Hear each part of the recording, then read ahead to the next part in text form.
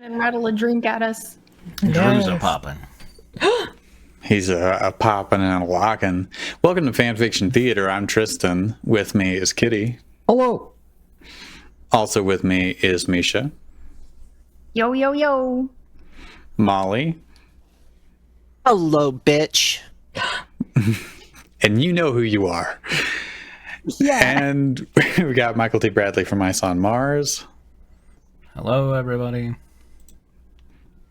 Who's very enthused to be here. We're all fucking excited. Despite the Drew energy talk, in my little finger. Yeah, where is Drew? We don't know. Hold on, let me go grab like 3 juicers and I'll pretend to be Drew. I was gonna say, someone go down to your local bar and see if Drew is there. Wait, here. I can do. There it is. There we go. Almost thought he was here for a second. There we go. I don't know how we're gonna do Johnny Bravo gets a Neopet without him, because I can't do Scamper. No one can do Scamper but Yeah. Drew. It's true.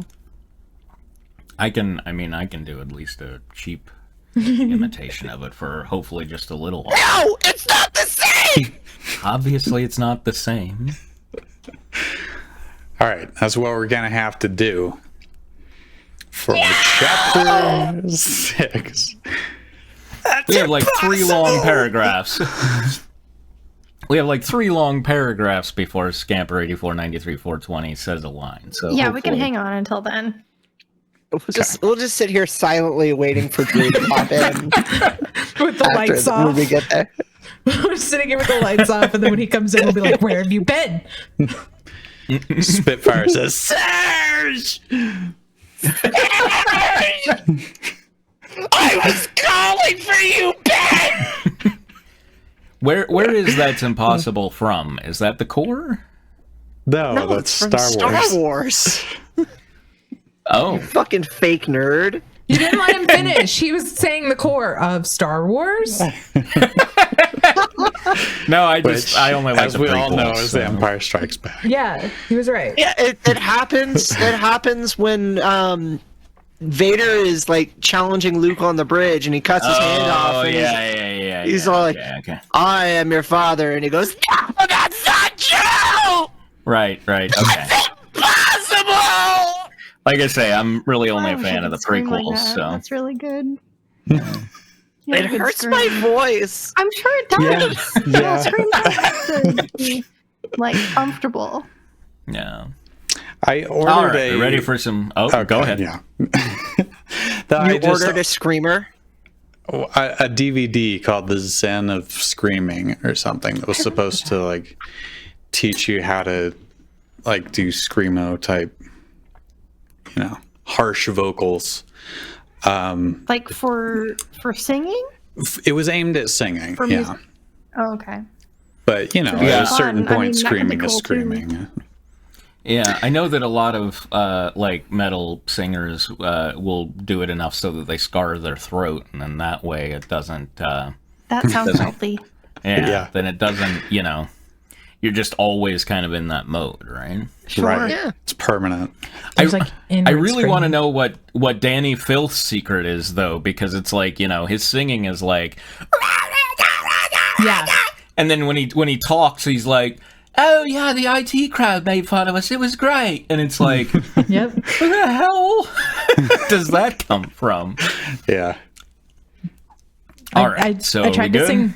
I tried to sing "Born in a Burial Gown" one time on a weird friend stream, and it did not go well. Yeah, it's because you gotta do that switch, like "Born in a Burial." Like I can't. I did it like- do it. Wait, I can't even do it. It's like "Born in a Burial." Like I try. That's pretty good. That's got more of a white thing going on. I've got Right? more I of a know. like pinched in the ass thing going on. I guess. Ooh. I think I All prefer right. that one. Okay. It's getting spicy tonight. Hey. All right. Oh my god. Shit. You can't tell my throat's a little messed up, so I don't know why I censored myself there. Okay, Chapter 6.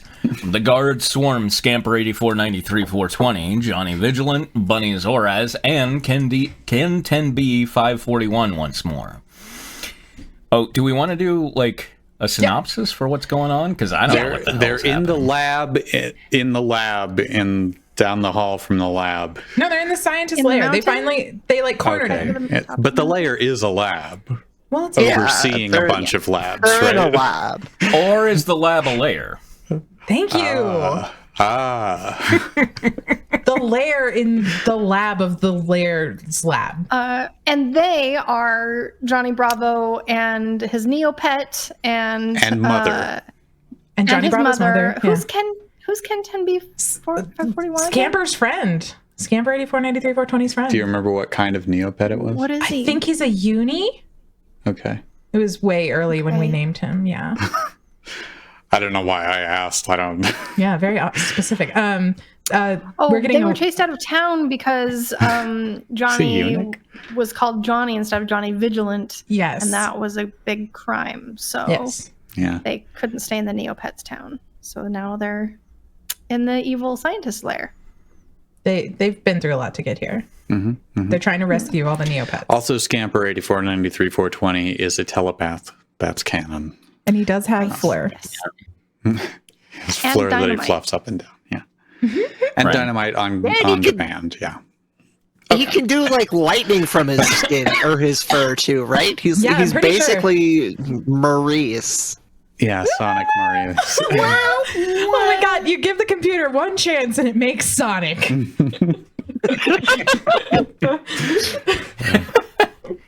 It's that Thousand monkeys type. native advertising. You know, it's like it's subtly reminding you can see Sonic 2 in theaters now.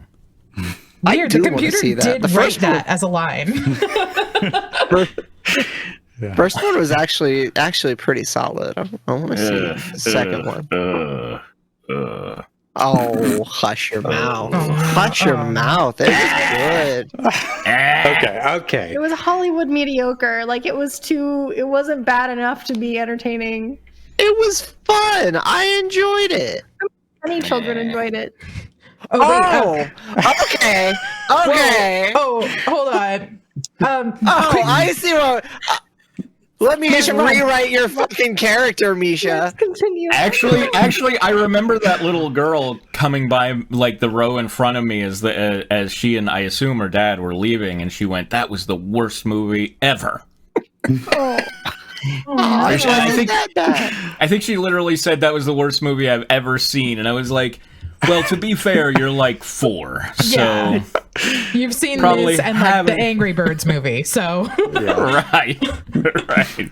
How can you be that critical when you're young? Like when I was young, I loved every movie I saw, Yeah. unless You- it was adult and boring. maybe her parents are really hyperbolic.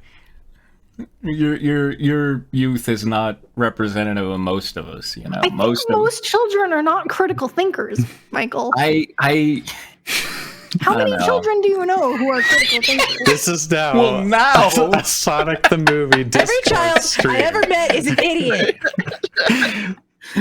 Well, I mean, your my brains unleashed. literally haven't developed yet. I don't hang around that many children these days Anymore. Right. by court order.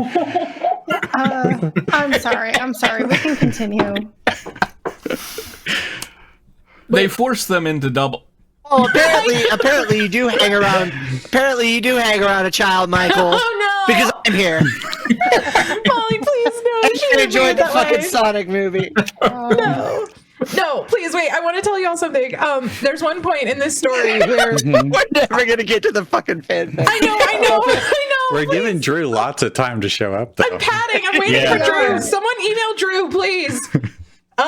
There was one part in this story where I hit go on the computer to write words, and then it was like, yeah, and then everyone just fucking died. The end. It wasn't just that. It was like, and they smelled something. It was the rotting flesh. Yeah. Of Scamper Yeah. and Ken 10B. The computer was just like, fuck it, they're dead and rotting. What are you gonna do now? I was like, no. Did you save that ending by any chance? I did take a screenshot of it so we can like put it up. Yeah, it's on my Imager, Tristan, if you want to get it. Oh. Yeah, I mean, you don't need it now. I'm just curious about what our now. This will be the non-canon timeline that we're gonna read. So Yeah, I'm just because curious. I didn't. What was created first was they were rotting somewhere. This is the it was a dream timeline. Oh my god. Right. The dream while they were dying, like as they were dying, the neurons firing in their brain created the story we're about to read. Yeah, Right. That's what it is. They were captured, and now we read. Now. I'm curious. Okay, nobody's chatting about anything, so it's like whatever. Everybody's enjoying it, I assume. They forced them into Positive double way to lock look at it. cells and took their belongings. Okay. Who are you people? Ken 10B 541 demanded. Johnny Vigilant looked around for the purple Kyrie guard, but she was mysteriously absent. When the guards were done locking them up, the Chia guard said, Who was the Chia guard? This was the Was I the screaming Chia one, right? Yeah, you were You might have been screaming. that. Might have been you. Thanks to your pathetic escape attempt, the boss says we can move you all to the front of the line for the lab ray. First thing tomorrow morning. He grinned and closed the door behind him as he and the other guards left. This is it. Yelled Ken 10B 541. Oh no! Sobbed Bunny Zoraz. Then they were rotting. Scamper 8493 420 used his telepathic powers to read Johnny's mind. He learned that Johnny was thinking about entering the lab with the others. Let's go into that. Oh, I guess I should be thoughts, right? Let's not go into that trance again. Johnny said, He said it. yeah. So he he's- said it aloud? Yeah. Okay, whatever. For now, we're going to cares? have to watch each other's backs, which might not be all that easy, considering our frail defenses. That sounds like Johnny Bravo. That sounds like a fucking Yu-Gi-Oh line. Your frail defense won't stand up against my Toon World, Yugi boy. Well, at least I'm starting to think of you as a friend. Scamper 8493 420 said. That was a pretty good. That was Yeah. pretty good. Yeah. As soon as you wake up, I have a proposition for you. It is Wow, a dream. chicka, wow, wow. Johnny explained. It seems that there's an associate of mine, one who could really use some help. It's Scamper me. 8493 It's a sexual healing, if you know. Scamper 8493 420 nodded, but said, Johnny Vigilant, did the gods take everything from you, or do you still have the amulet? Sounds like Jack Atlas. I don't know. Jack Atlas going through a horrible mutation. It's like, Johnny Vigilant! No. I did email Drew, by the way, but even if he emails me. Oh, he emailed me back. What did he say? What? Negative, thought I'd make it, but no dice. Have fun. Oh. oh, Well, put on Jurassic Park, I guess. Okay.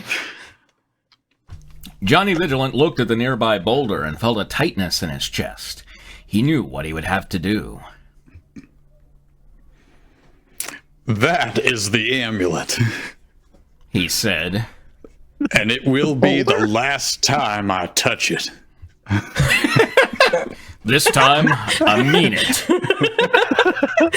He then grabbed the real amulet from the cuff of his sleeve and hurled it back to Scamper 8493 420, knowing they would soon meet their end. it really did try to kill them. Jesus. Wait! Scamper 8493 420 shouted. We need the amulet! Johnny Vigilant knew what Scamper 8493-420 was trying to do. And we need it now! Scamper. That kind of got away from me.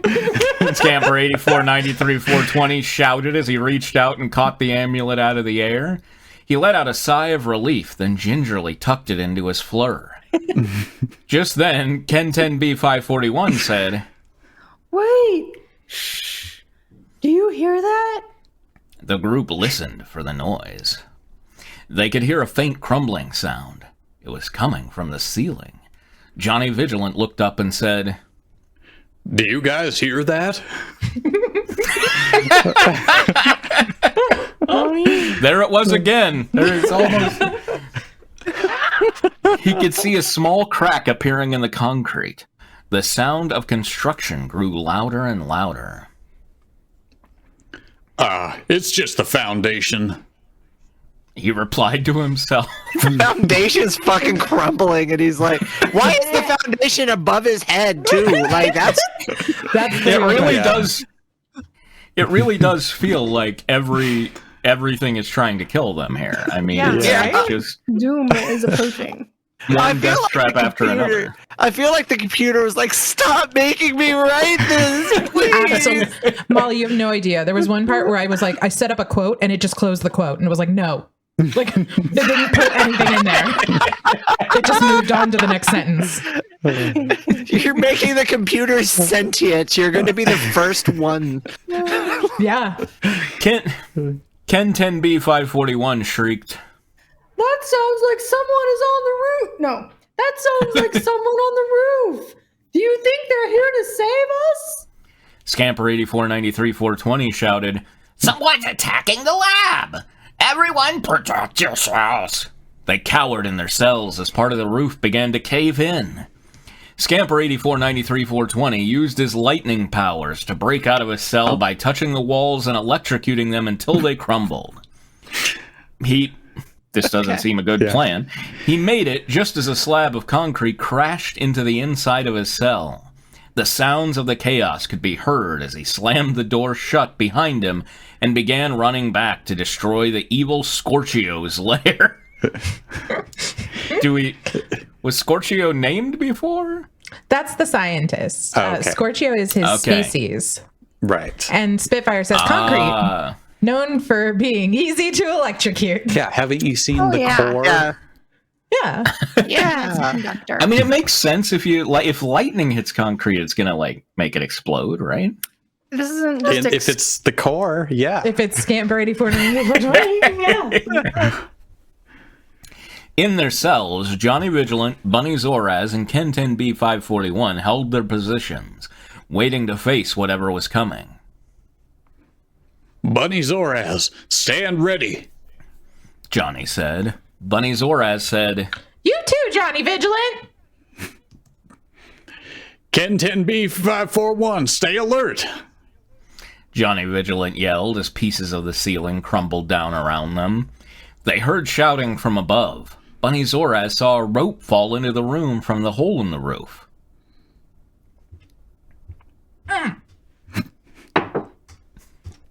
She just took a drink of A really thick smoothie. Slurpee. Yeah. So it would have been like, smoothie. Oh, I thought no. it was more. I was gonna say molasses. I was gonna say molasses. Look! She shouted and pointed up as three figures slid down the rope. We're saved! Shouted Ken 10B541. Johnny Vigilant said, Not yet. It's not over until the Techo is dead. Bunny Zoraz was aghast. What the hell? That's a terrible algorithm, Johnny Vigilant. Yeah. Did the Ken computer 10B make that up 540. and you finish it? Like, because that's what it seems like. Okay, so this is totally what I do. I'm like, oh, and then Johnny said, go on, computer, take it away. And the computer's like, it's not over till the Techo's dead. And I was like, wow, okay, that's what we're working with. All right, let's go. Ken 10B541 looked disgusted and said, Too soon, dude. Too soon. Also, Sam is here now. Yay! Hello. Hello, Happy Sam. birthday. Happy birthday. Happy birthday. We love you. Happy And- birthday. He says, your mom Ha- took a drink of my really thick smoothie last night. There we go. Yeah. Happy birthday, Sam, if it's your birthday today. I think it is. From what I Judging could by infer. Judging by the people saying happy birthday to Sam, I would assume yes. But it was on the chat earlier, it was like, is today Sam's birthday? And nobody seemed I mean, sure. whether or not Right, it's and exactly today. Yeah. We can It's still this- love on him. Today is this. It's- Today is the spirit of Sam's birthday. Observe. It's like Scamp Day. We just, you just feel it in your heart and you observe it whenever you want. Yeah. Please don't blow up my apartment, Sam. Scamper 8493-420 raced out the door, speeding to the entrance to the lab. The Neopet made it out to the entrance, but suddenly the glass front of the lobby exploded outward from the impact on the roof. Scamper 8493-420 ducked behind a large toolbox just as a projectile rocketed through the open door. He hid inside for a few moments until the exploding glass and broken shingles stopped. It's not over, Johnny Vigilant! Shouted Scamper 8493-420 as he ran through the halls. He found his way back to the hidden corridors. He didn't know if the scientist would still be here or if he had gone home for the day, but he did know that his dynamite would blow up the secret lab before they could harm another Neopet. It seems like the Scamper- dynamite is not really necessary at this point. Right, Yeah. right. You can just Well, like- electrocute the walls down. Like all the upper foundations are coming down. So. Yeah. I love that this scientist apparently puts in a fucking 9 to 5 and just like, yeah. Time to go home today. I mean, that's, like, probably Goebbels had to, like, clock out, right? I mean, Well, like, you'd think he's an evil scientist. You'd think he would live in his lab. Like, Look, I mean, even he is, but they have scientists have to have a work-life balance. Yeah, they right. I'm sure Yeah. he's you union. go home to his No, family. they're unhealthy motherfuckers. They don't understand work-life balance. Or they wouldn't be evil scientists in the first place. Look, that's prejudiced against Scorchios, okay? There's no Wow. place for that. Wow, that's a hot take. All right. Okay. Scamper 8493-420 planted dynamite at the Scorchio's desk. He took a moment to remember Leo Medicine 6869A. This is for you, Leo. He whispered. Just as he was about to arm the explosive, he remembered Leo's last words. I assume this is Leo in a kind of a flashback. Wasn't that you, Tristan? I don't remember Leo at all, actually. Was that the Yeah, He was the Techo? Techo. Oh, the Techo. Okay, He's a yeah. Techo. He slimed. He did slime. You'll need this. Scamper 8493-420 suddenly remembered the sheet of paper Leo handed to him as he lay dying. He pulled it out of his fur and read it aloud. It said, Go on. If there's no other chance, be brave, be brave. Look at my body as an example. I thought that would rhyme. After all, a Neopet who acted bravely would not have perished in vain. Please remember that any mutant under lab experiments thrives. 69420. Blaze it. all right. Scamper 8493-420 reread the note and thought about the numbers. 69420? He wondered. Is there a place to enter a passcode around here? He began to search the room for hidden keypads. After a frantic hunt, he finally found a hidden keypad under the rug. He entered the numbers, and a small light changed from red to green. That's it. Oh, God. Hold on. Gotta take a drink. That didn't work how I thought it would. It's not even the first time Michael said that tonight. Oh, I felt my trachea give there. Woof. This is Also, Drew's the just first quitting. time he said that tonight. Ugh, he shouted. What does that even do? He looked around to see if anything had changed, but it hadn't. Frustrated and confused, he decided to continue with his first plan of blowing the lair up. He set the timer for 30 minutes and quickly began to run back to the others. Come on, he said telepathically. I got the numbers. We're saved. Johnny Vigilant. We need to hurry. When the smoke finally cleared outside the cells, Johnny Vigilant, Bunny Zoraz, and Ken 10B 541 could finally see the mysterious figures who had broken in from the roof. There was a checkered Gellert, a red Chombi, and leading them both was the purple Kyrie. Whoops, I got really excited at that exclamation point and went ahead of the paragraph. Johnny Vigilant's heart skipped a beat when he saw her approaching the cells. It's you! He shouted with happiness. The purple Kyrie smiled at Johnny Vigilant and helped pick the locks to his cage, while the Gellert and Chombi helped Bunny Zoraz and Ken 10B 541. The Kyrie spoke. Molly, this was Who was you. this? This was me. Yeah. She was let's see. a lady. Just like a nice lady. Yeah. Okay. But like, A lady who's a nice Come lady, with us, she said to Johnny Vigilant. and we will take you all to safety. We have agents waiting outside, but we have to hurry. No notes. Perfect. Bunny Zoraz and Ken 10B 541 joined them as soon as they were released from their cells.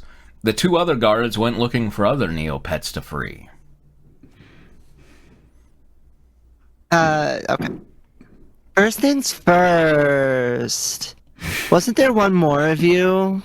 The Kyrie guard asked Bunny Zoraz. She said, she sounds like a really bored teenager. Scamper 8493 420 ran off when his cell door was opened. I don't know for sure, but I think he went to take revenge on the scientist. The Kyrie guard frowned. I was worried you would say that. Oh my gosh. Can't leave him behind. Shrieked 10B 541. He mustn't die. Molly, you're giving me the girl from Fateful Findings who's like, I'm hungry. I can't wait for dinner. This is almost the voice that I used when I did my playthrough of Monster Prom for Polly. Oh, yeah. We'll take him with us, but you three need to go now. The Kyrie guard reassured him. Everyone grab a backpack and hop in the cars. Alright. More rescuers flooded the lab, helping injured Neopets out of cages and taking them to safety. Johnny Vigilant, Bunny Zoraz, and Ken 10B 541 watched as an emergency vehicle pulled up to where they were standing. The driver was actually a Kiko, sitting on top of a Jub-Jub. The Kiko was steering and the Jub-Jub was working the pedals. The back seat of the vehicle was full of tactical backpacks. Johnny Vigilant, Bunny Zoraz, and Ken 10B 541 each grabbed one of the backpacks and put it on. Johnny Vigilant looked at the Kyrie guard and asked, How can we ever repay you? Dinner, maybe? A gray Lutari approached the Kyrie and motioned for her to come with him. Before she followed, she turned to Johnny Vigilant and said, This is the best name I've ever read. I'm so proud. This is a new character, So is right? this is the gray Lutari, yeah? Yeah. No, this is the Kyrie. This is the Kyrie. Oh, Yeah. yeah, okay, before she followed the gray Lutari. Gotcha, Yes. okay. My name is Okay. Sewer Shark 41868. You can send me a Neo mail after this is all over. Please take care of yourself and your friends, Johnny Vigilant. She gave him a wink and followed the Lutari to help assist more victims. I will. Johnny Vigilant shouted as she walked away. Bunny It's Zora like a said, fucking dragon thing. Like, it's like a rabbit dragon thing. Yeah. Yeah. Yeah. I was hoping y'all would... everything's. Oh, sorry. I was hoping y'all would look up the Neopets because a Kiko on top of a Jub Jub is just great if you know what they are. Okay. Yeah, I'm like, it could be, it could Okay. just be any word and it would mean the same to me. You know? Yeah. Yo, the Kyrie is cool looking. Oh, the Kiko's cute. The Kiko is... down this road that I must travel. All right, Kiko that's what I is- think of every time I have to say it. The Kiko's a ball with hands and the Jub Jub's a ball with feet. Balls. Oh, Yeah. cute. Makes sense then. Then on top, they just need a ball with eyes. Yeah. Well, they No, already they tried. have eyes. Oh. Then an eye with balls? I don't know. Bunny Zora said. Bunny Zora said. Don't give up hope. I'm sure she'll find Scamper 8493 420 soon. But then they smelled the rotting. They're rotting. The Kiko and Jub Jub looked to the back to make sure everyone was comfortable. Seatbelts? Asked the Kiko and the Jub Jub. Bunny Zora said. Check. And gave a thumbs up. The Jub Jub offered a small snack bag to Ken 10B541, asking, Now, which one? one was Okay. Okay. Peanuts? Ken 10B541 wrinkled his face in disgust and said, No thanks. I'm allergic. once everyone Trying was, to kill everybody again.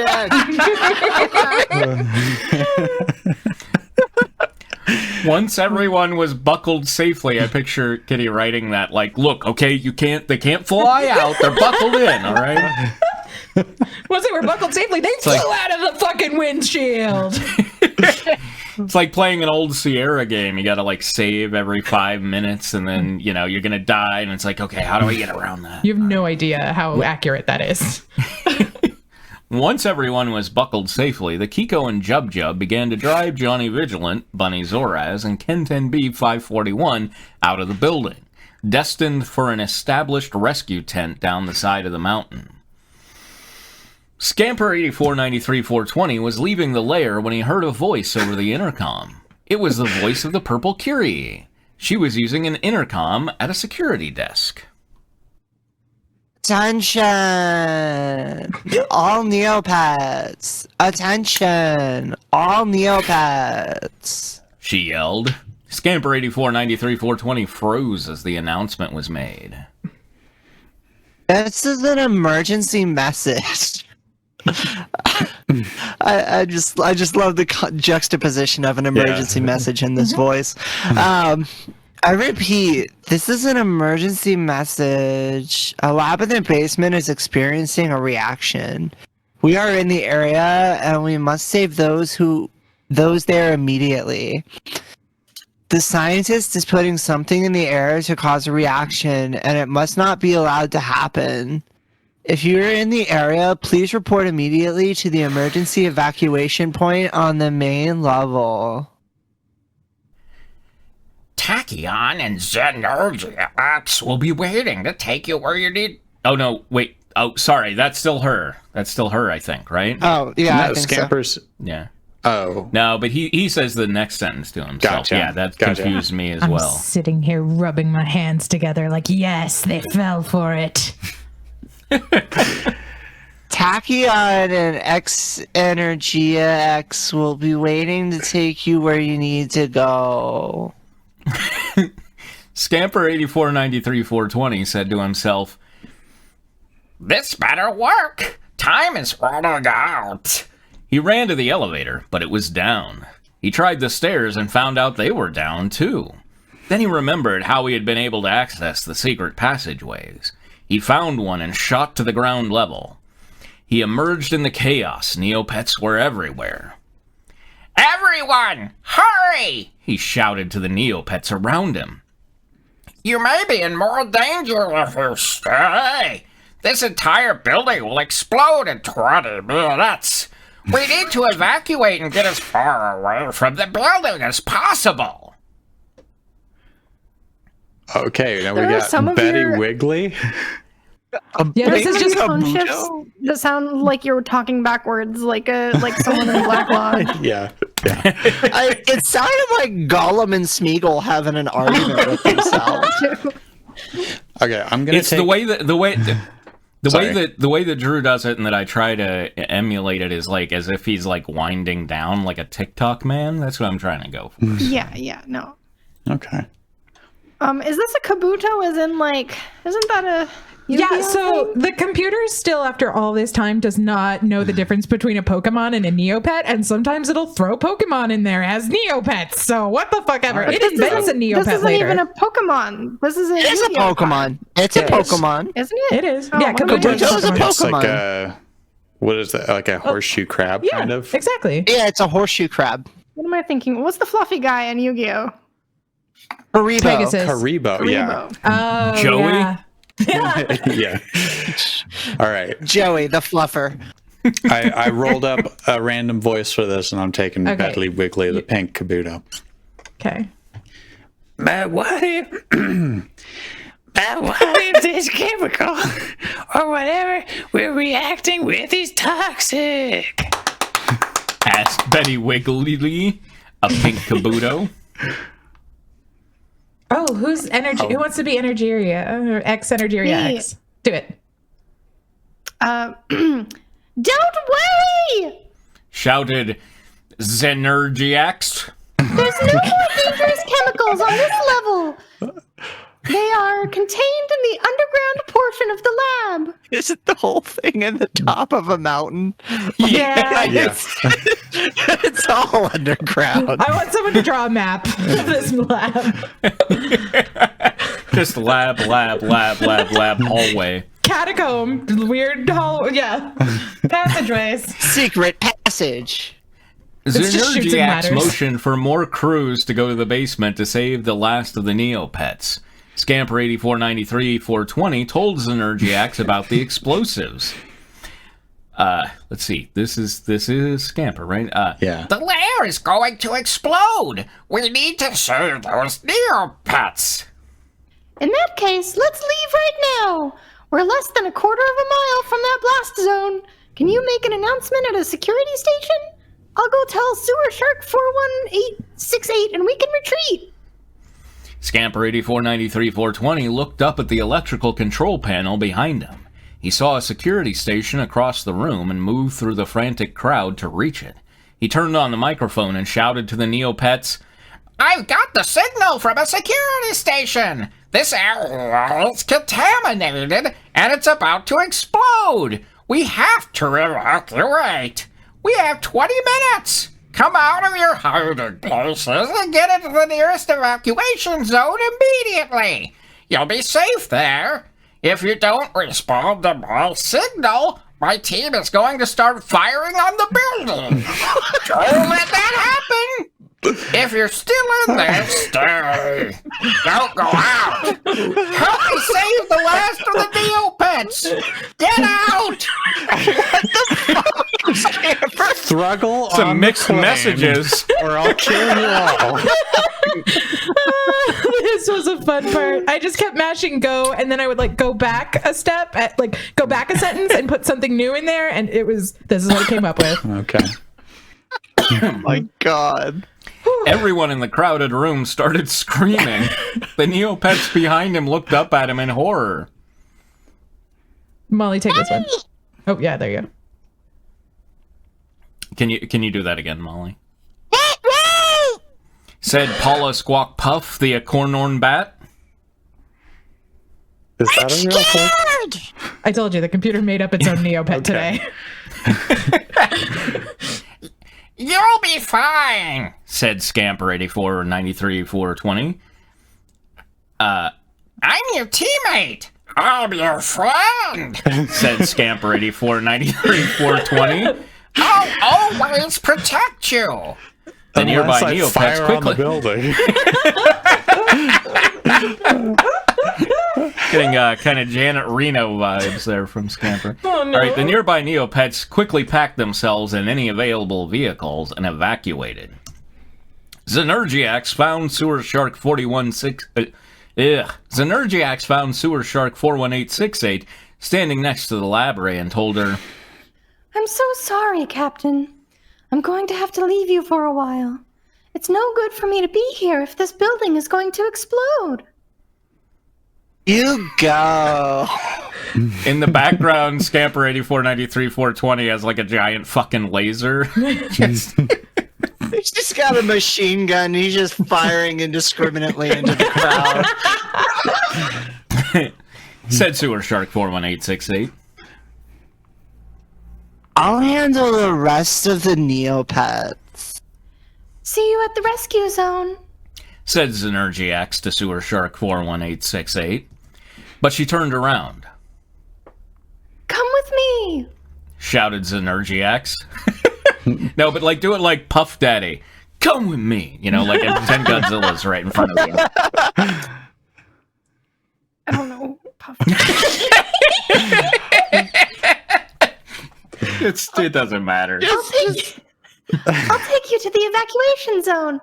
The Neopets there are staying to help. We call them porta potties here, not the evacuation zone. Yeah. Well, this is Neopia, Michael. Sewer Shark. Yes. Thank you for. That's good. Said Sewer Shark 41868. I've still got a lot to teach you about how to handle things like this. It's something you're going to have to do more often than you might think. It's like every other week Thanks. around here. Scamper 8493-420 is always threatening genocide, basically. Right, yeah. It happens more than you might expect. He's fucking Hitler. Thanks, Sewer Shark 41868. Said Zenergiax, and she evacuate with the other Neopets. Yes, you do. Scamper Evacuate. Scamper 8493-420 went to destroy the library and found Sewer Shark 41868. Okay. How do we destroy it in less than 5 minutes? Well, there's no alternative. We just have to use it. She asked sadly. Scamper 8493-420's jaw dropped. He remembered Leo's note. Something was odd about it other than the numbers. Any mutant under lab experiments thrives? He spelled amulet. That was clever. And maybe that was meant to be Scamper talking, but it wasn't. There was no any opening quotes. So who knows? No. Scamper 8493-420 pulled the amulet from his fleur and it began to glow. Sewer Shark 41868 gasped. Scamper 8493-420 told her, Stand near me. I'll create a force field so we are safe. She ran to him, and he protected her while he hurled the amulet at the library, and the building exploded around them. Damn. What the fuck? Why is Scamper such a badass? He didn't even look at the explosion. Like, where's he getting all these fucking powers? He can just make dynamite whenever he fucking wants to, apparently. Yeah. I think it's He it's has got some of lightning powers. the fleur. He's It's gotta be got the a fleur. Oh, yeah. He's got a force field power. I like Like- that 69420 wasn't a secret code or anything. It just was there to be was a cool, red right? Or was it a herring. secret code? It was Didn't okay. do So anything. like that's what I wanted to do. I wanted to like hide the code in there somewhere and like make everyone feel like smart. Like, yeah, okay, I totally got it. But then I was like, oh, but you didn't get it. You know, that whole thing. Yeah. Right. Yeah. Okay. Yeah. Well. Misdirection. Thank you. That's my drag It is name. amusing that it is amusing that the computer has created its own Mary Sue in Scamper 8493-420, right? Yeah, my favorite thing. I was very proud of the Neopet species it came up with today, like acornornon or something like that. It was like Right. a cornorn. A cornorn bat. Like, that could be a real Neopet. There's no reason it couldn't be.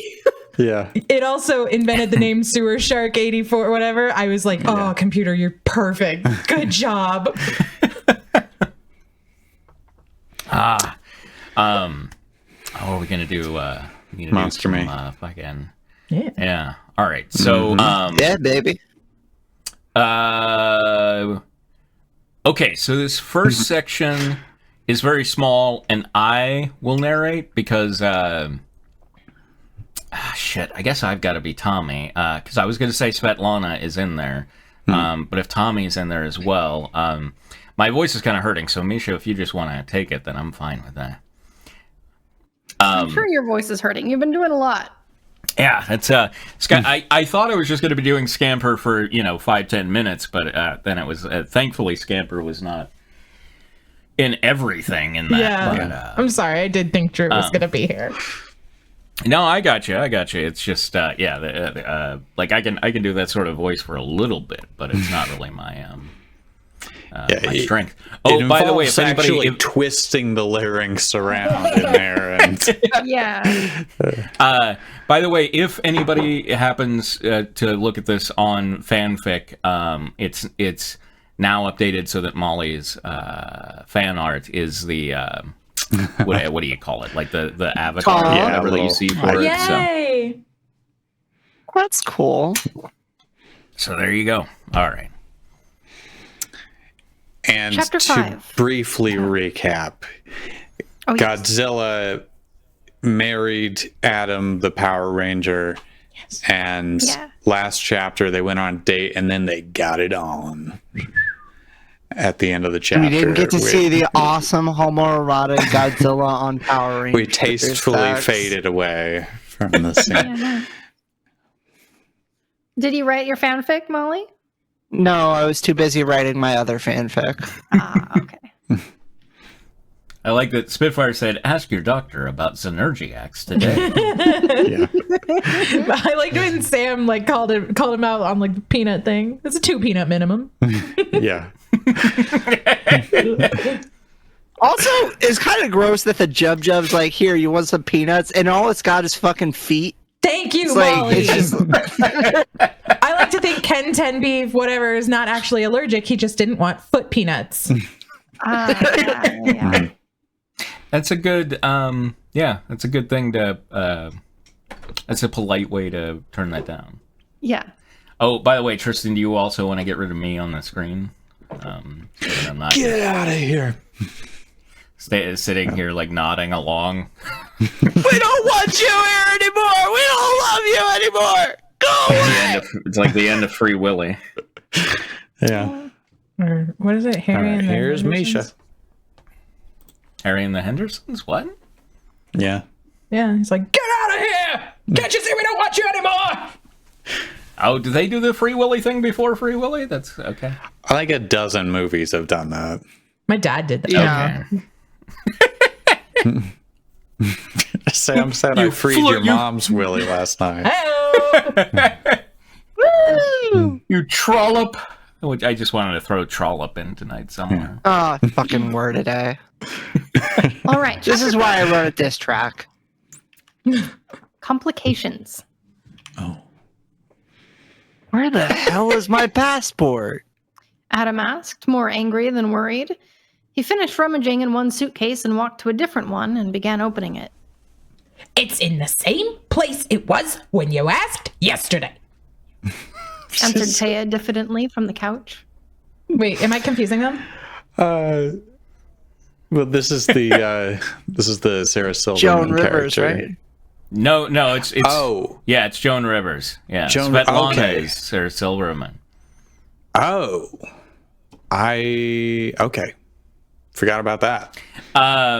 Yeah, the analog in the movie, again, I've only seen the trailer, but it's that guy who kind of looks like a second-rate Ricky Gervais. Yep.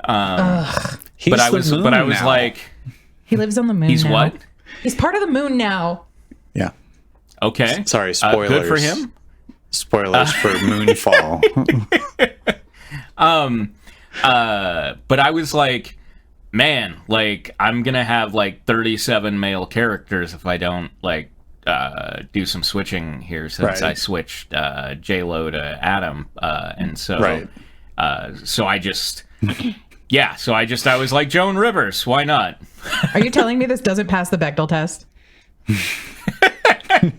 Probably not. Beside her, Manila pointed at the screen. Oh, we need a Manila. Maybe I can do it. I can try it. What was it? Molly, it was like a squeaky little kid, right?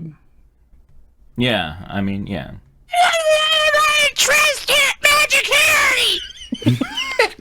Perfect. Godzilla held up both his and Adam's passports and waggled them in the air, making sure Adam saw them and relaxed. Tommy, also on the couch, chimed in, overly upset. It drives me crazy. He's done so much for them. And Draco Malfoy's dad was a friggin' Death Eater. The only person with any sense is Ron's dad. Around a mouthful of popcorn grabbed from the giant bucket in her lap, Svetlana managed from her giant, dainty 28-inch wide tufted barrel chair. Oh my god, what are you two, 5 years old? She shrugged off the dirty looks she got in return. Adam wandered over to Godzilla and put his head on Godzilla's stomach. So, since you're narrating, do we want Kitty to seriously, after take last Svetlana? chapter? Okay. Svetlana doesn't have that many lines, and it's gonna switch to mostly. Well, I don't want to spoil it, but yeah. Okay, that's fine. Okay. It's gonna be fine. Godzilla reassured him, smoking the raven-haired pop star. Stroking, sorry, not what? smoking. Did I say Smoked your rays. I didn't. It must have been the microphone going out stroking. Sam, you gotta clip it. The raven-haired pop star. I mean, both are pretty suggestive. So. Yeah, I thought you guys were laughing at the. Anyway. Sorry. It's not funny. I'm sorry, Misha. I'm sorry. I'm like this before every tour. Adam quietly replied. Sure you can put up with my neuroses? Godzilla whispered. Have you met my only friend over there? I heard that, Svetlana replied. I have very good hearing. She fisted more popcorn into her mouth intently. No comment. Yeah. Could you be a Death Eater? Manila asked Tommy, their eyes open wide. Godzilla broke away from Adam and poured himself a cup of coffee. As he began drinking, Adam asked, Thought you didn't like coffee. I don't. Just to be clear, the question was, I thought you didn't drink coffee. Oh, drink coffee. Thought you didn't drink coffee. Whatever. I don't. Godzilla replied. I'm quitting today. He's said that every day for the past 7 years, Svetlana yelled.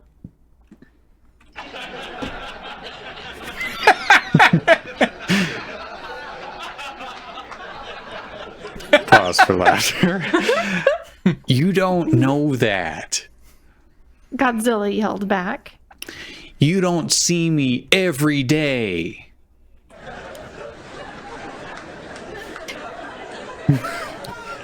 I have very good hearing. I love how tepid that laughter was. Yeah. Svetlana replied, giving him a look. I gave myself a no prize because I was very proud of myself that I found a way to make the fact that I said that I had him say I don't drink coffee, and then in the next scene he's making himself coffee, and I made it work. See? Yep, good job. Good retcon. Tommy nodded at Manila. Yeah, of course, buddy. But not alone. It takes all of the Rangers to take down someone that bad. Also, see, the Death Eaters are different than the evils that we usually take down. You see, they usually operate through an insidious socio-political... The doorbell sounded, and everyone looked quizzically toward the door, because no one else was expected. Everyone looked around at each other. Eventually, Taya stood, but it opened before she'd reached full verticality. Pikachu stood in the doorway with a deferential look on his face. Pikachu, Pikachu, Pikachu,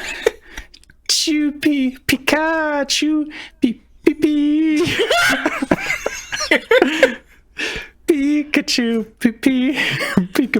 Pikachu.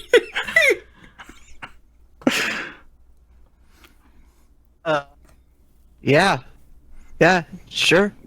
Adam responded. Godzilla's posture stiffened.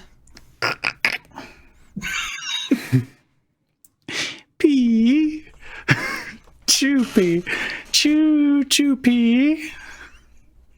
Pika asked Adam.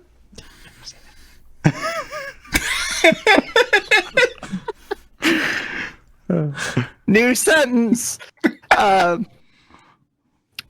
Okay. Adam responded. Pika. Adam glanced up at Godzilla, who shrugged in response. Up to you, He said. Adam sighed. Sure. Let's go in my room. Choo. Pikachu responded. They walked slowly into the bedroom and shut the door. Silence descended as everyone stared at each other, bewildered. I'm sure it's fine. Godzilla said unconvincingly. On the 67-inch Class S95B OLED 4K Smart TV, Harry bemoaned that nothing could ever be the same again. Whoa. So I kind of feel bad now because I'm like, maybe I should have given Molly a copy too. But just so everybody knows, I don't know. I think I wanted to wait till the end to give it away, but I'm like, I should go ahead and do this now. So I wrote this scene in English, and then I use this thing online called the Pika-Chooser, and it turns English into Pika speak. That's amazing. Why would I know how to fucking speak Pikachu? No. Well, everybody else can understand it, but it sounds like Pikachu speak to us because we don't live in this universe. So, Who did you send the translation to? Tristan. So Tristan would know what what Pikachu is actually saying. Wow. So I But can all the say it characters? from the heart. Okay. But all the characters are supposed to understand what Pikachu Yes. said. Right, and so I Yes. was like, maybe I should have sent this to Molly as well, so that Molly knows how to respond. But I think it's fine. We'll see how it plays out. I'll just be a bit of a dick. It'll be fine. So you finally showed up. Adam began, putting his hands in his pockets, which felt wrong, so he crossed his arms, which felt more wrong. Everything felt wrong. He felt like a cat that entered a room to find that physics weren't what they used to be, and also there was an ex-lover there, and the cat didn't know why. Oh, God. Pikachu, Pichu, Pika, Pika, Pika, Pee, Pikachu, Pika, Pee, Pika, Pee, Pee, Pikachu, Pikachu, Chu, Pikachu, Pika, Pika, Pika, Pee, Pee,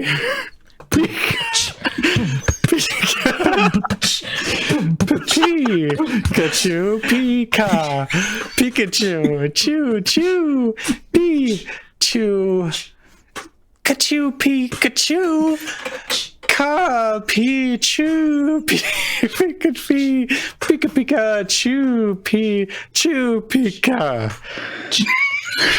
Said, slowly pacing, mostly looking at the floor, only now and then glancing over to make eye contact with Adam. The other thing too is that, like, because Kitty was talking about kind of working with a computer and everything, is that after about 7 of these, translating them, it started throwing Chinese characters in. Oh, And so I had to take those out because I'm like, what? that's interesting. All right. Sam says it's gonna make me laugh until I pee.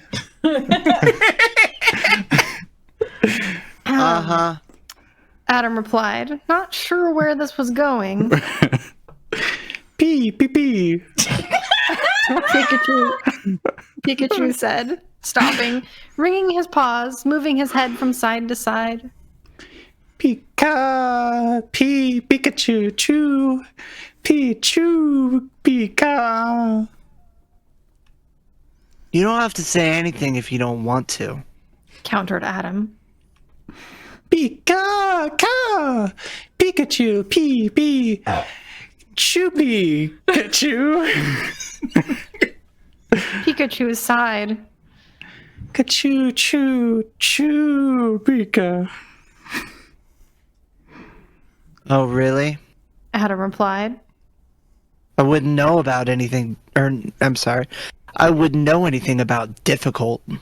Pika, choo, pee, choo, choo, pee, pee, ka, choo, Pikachu, pee, pee, Pika, pee, pee, pee, Pika, pee, ka, pee, Pika, Pika, kachoo, ka, choo, Bless you.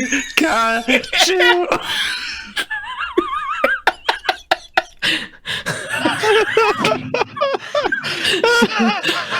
I don't know why that one got me. You've reached the just sounds like delirium he's phase of just saying frustrated. Pikachu over and over and over again. Oh my God. I don't know how many ways I can say this. Pikachu! Pika, pee, pee, pee. Pikachu ka. Pee, pee, pee, pee, pee. I think this is a scam to get you to say pee-pee over and over again. Pikachu. Pikachu. Ka. Pikachu. Pikachu. Ka. Our viewer tuned out. We might need to give Tristan a break. We got a long way to go here. I'll do the next Pikachu if you want. Is it Tristan, I don't know, would it be funny to like share like on the screen just a little taste of like what the actual dialogue is here, or No. just as a little break from it? Okay, all right. I don't know. I'm kind of enjoying trying to figure out what he's saying. Sure, okay. The only Pikachu's saying a context lot. clues we have are Adam's responses, Right, which is kind of very fun. minimal at this point, so it's pretty difficult. Let's find out what all that meant. Who says this? You're back in. It's Adam. You're back in therapy? Do you want to do this? Pee. Pikachu, Pikachu, Pikachu, Pichu, Pika, Kachu, Pika, pee. Uh-huh. Adam said, unwilling to give an inch emotionally to this yellow rat. Pika. Pikachu started, finally looking directly at Adam. Kachu, Pichu.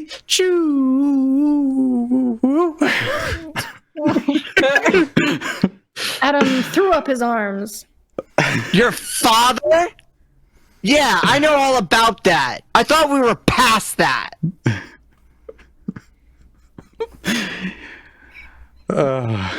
Pikachu just revealed that he's Adam's father. Or no, Adam's his father. No. No way. P. Pikachu hissed in return, glancing at the bedroom door.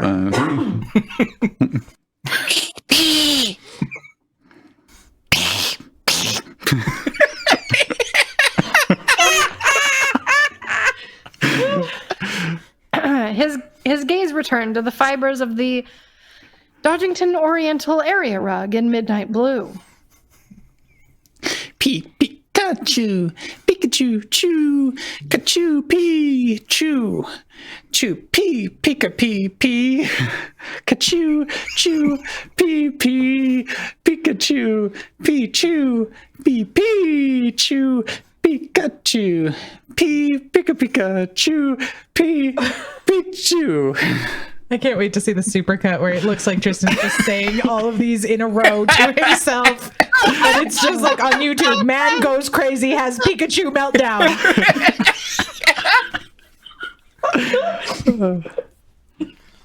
So you called Ash.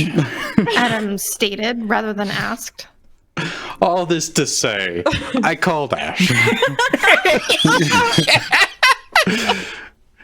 Choo. Pikachu admitted. Pika, Pika,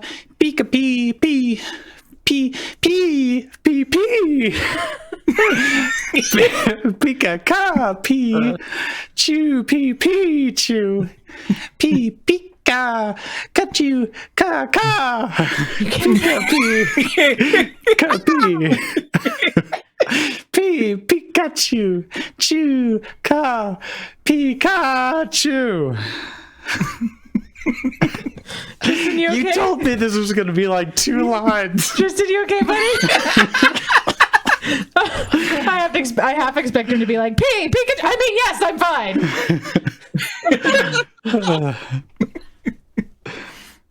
Adam blew out air and rocked on his heels, hands finally somewhat comfortable with his thumbs in the loops of his jeans. I mean, I guess I realized you had a disease, and maybe it was wrong of me to give you an ultimatum, but I did give you one, and you broke it. choo, Pikachu replied glumly. Pee.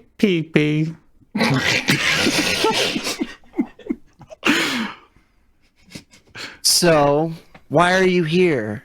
Adam asked. I'm sure it can't have escaped your notice that I'm married now, and we're making it work. Pika.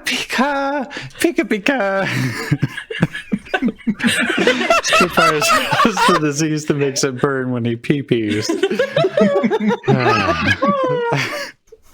Pika, choo, Pikachu. Pikachu inhaled deeply, his tiny yellow chest ballooning. Pika, pee.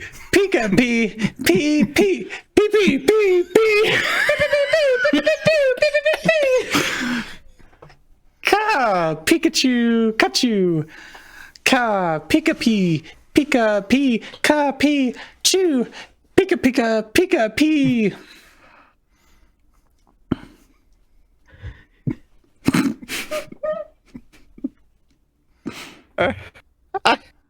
I'm well aware of that. Adam replied coldly.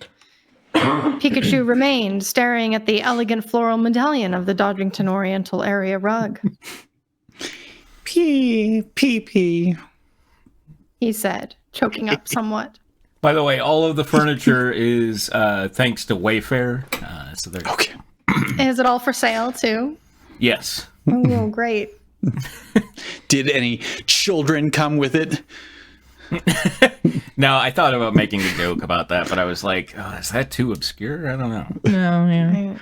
I guess it is, because I... It was a conspiracy It's from theory. That it's from it was 1999's Godzilla. It's fine. Okay. I'll tell you later, Okay. Misha. Look, Adam said decisively. I'm not trying to kick you when you're down or whatever here, but I don't know what you want here. Pee-pee. I want Pikachu began. Where is the goddamn bathroom? Jesus. Pikachu. Chew, chew. Pika, chew, Pikachu, Pichu, Pika, ka, pee, chew, Pikachu, Pika, ka, chew, ka, Pikachu. We were! Adam finally shouted. You threw it away! Pikachu, Pika. Pikachu yelled back. They finally began approaching each other, paradoxically, as their voices rose. I'm glad, but I don't much care. Adam shouted, steeling his eyes to try not to show any emotion.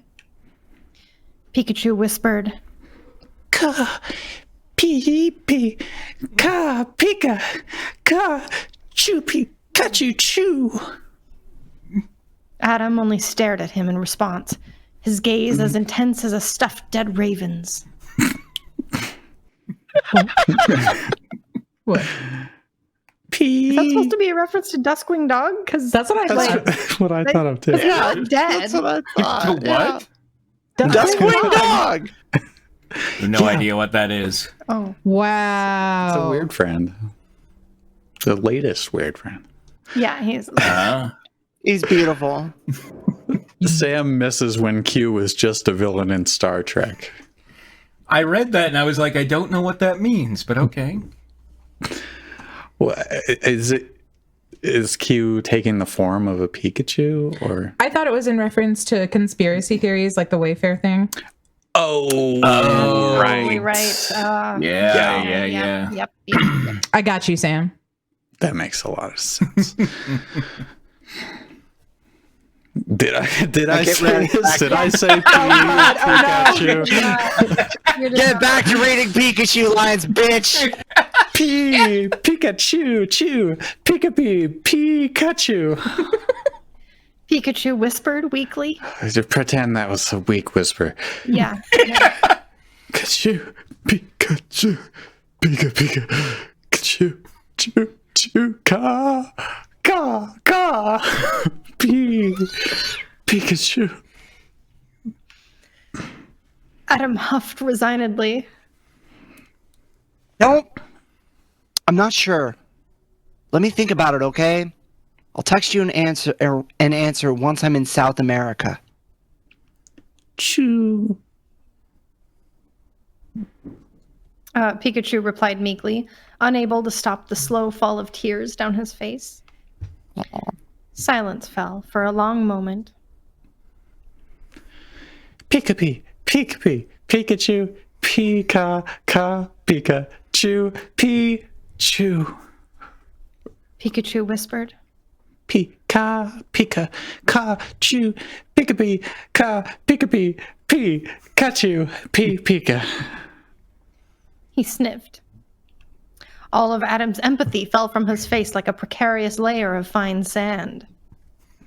Really? He asked. You're gonna bring that up now?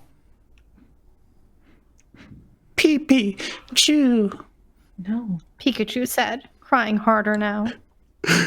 Pikachu. Chew. Pikachu headed for the door, and Adam didn't stop him.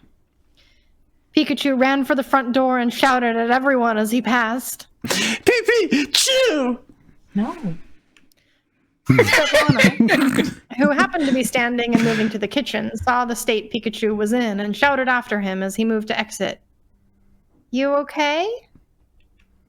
No response, and Pikachu escaped the room. I better make sure he's okay, she muttered as she followed after him. Adam re-entered the room. Godzilla gave him a worried, questioning look, and Adam responded with an annoyed eye roll. I'll explain later. He whispered. Godzilla tried to cover up the concern in his face and did at least a passable job. Why did she run after him? Taya asked. Wow. Pika pika pee pee. Pikachu. She's a crisis counselor like me.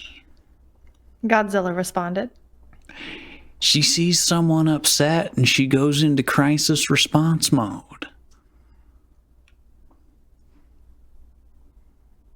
She was better look than Harry had, convincing the adults the neo-Nazis were bad!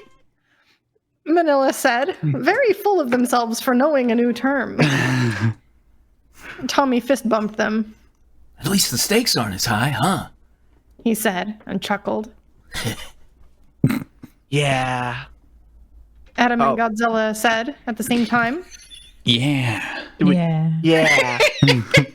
All right. 3, Well, I'll 2, edit them to- 1. Yeah. Oh, okay. Yeah.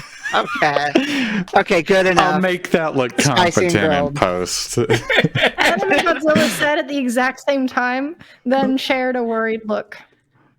We'll have to share a worried look. I'm exhausted and I didn't have to do any of that. Yeah. Pikachu seems like Oh, a manipulative bitch. Honestly, How did I can't- do, Michael? Did I respond appropriately? Yeah, I would say maybe a little too cold at the very beginning, but overall, like I was pretty shocked that you were able to make that work. I feel bad. And I apologize for not sending that to at the you. beginning. Can you take a hint? Can you read the room? Of what Yes. how many? Molly, how many times does someone have to tell you Pikachu for you to understand? I don't know. I'm sorry. I was so confused because it's like, how do you make a thing that a translator that only has 3 syllables? It's But extremely limiting. But I tested it out, and like twice, Pikachu's says just okay, and that's it. And both times it replaced that with chew. So it's like apparently it did have some logic to it. Consistency, sure. It probably was some heuristic that it was using. Klingon is a pretty basic language too, and it's a fully functioning language. Okay. What was I going to say?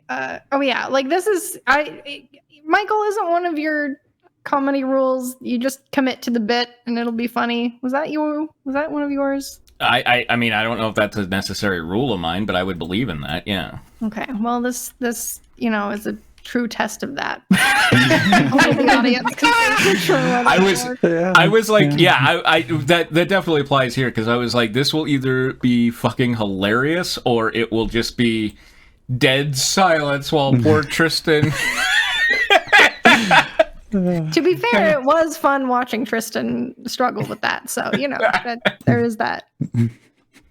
Sam Sam says says it's hilarious. Okay. So Well, thank you for that vote, Sam. Good job, Michael. Spitfire says, what kind of chuckle? And I think Spitfire's right. You need some kind of adverb on there.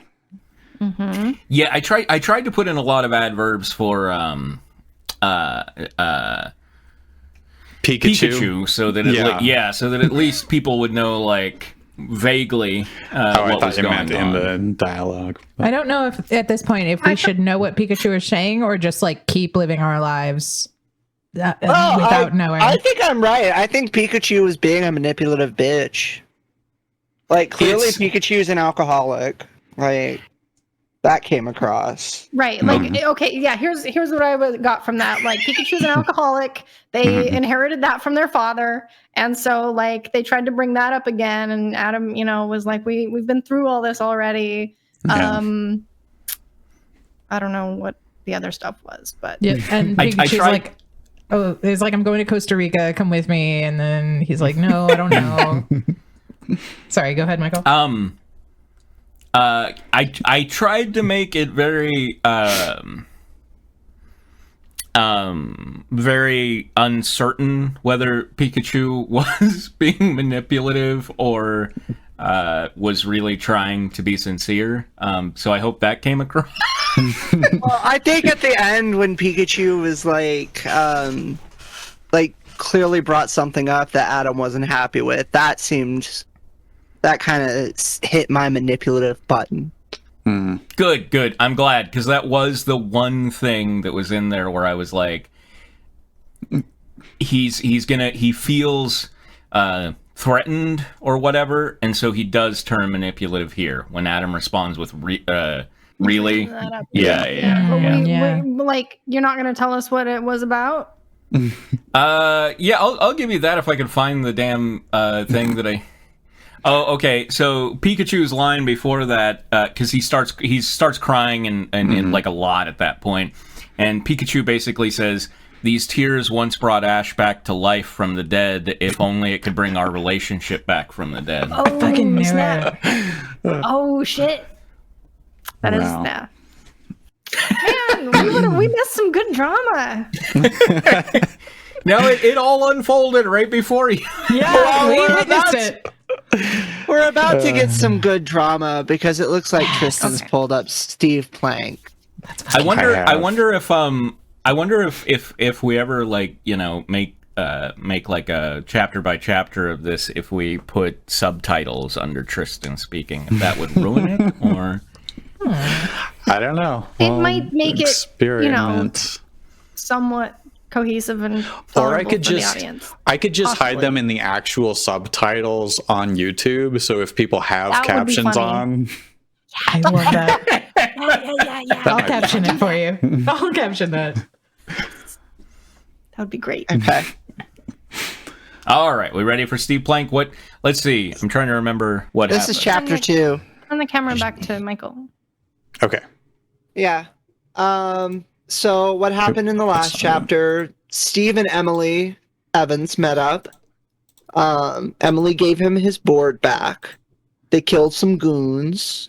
Yeah. And then Emily decided to join him on his quest to figure out what the gangs were doing up on the surface and why they were trying to kill him.